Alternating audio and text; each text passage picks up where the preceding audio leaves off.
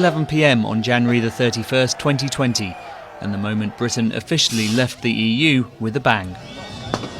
Since then, the mood has been rather less celebratory, with economic challenges magnified by the pandemic and the war in Ukraine.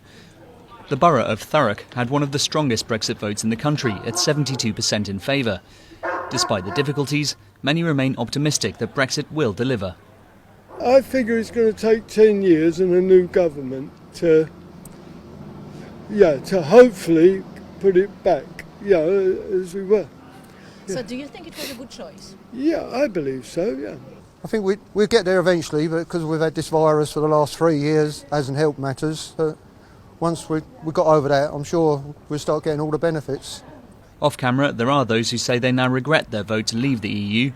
According to a recent YouGov poll, 1 in 5 Leave voters now feels the same way. Overall, around 2/3 of Britons say Brexit has been badly handled.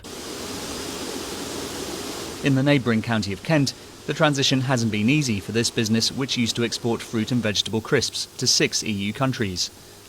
Faced with higher tariffs and complex red tape, they lost clients across the continent. Meanwhile, importing fresh produce from Spain or Italy now risks the loss of tons of perishable fruit and veg to customs delays or a paperwork error. 3 years later, no, the problems haven't been solved as such.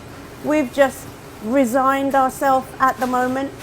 Exporting to the EU isn't a focus. We've moved our focus to exporting outside of the EU.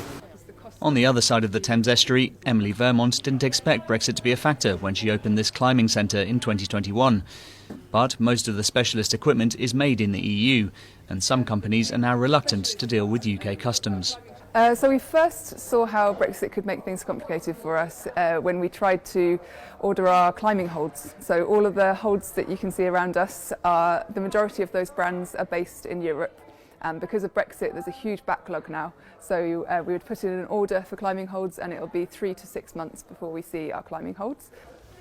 Trade between Britain and Europe is clinging on, but Brexit has caused a 20% reduction, according to one study.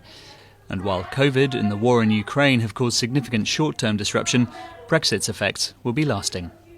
Leaving the EU has definitely acted as a drag on the UK economy. The uncertainty it's created has led to lower business investment.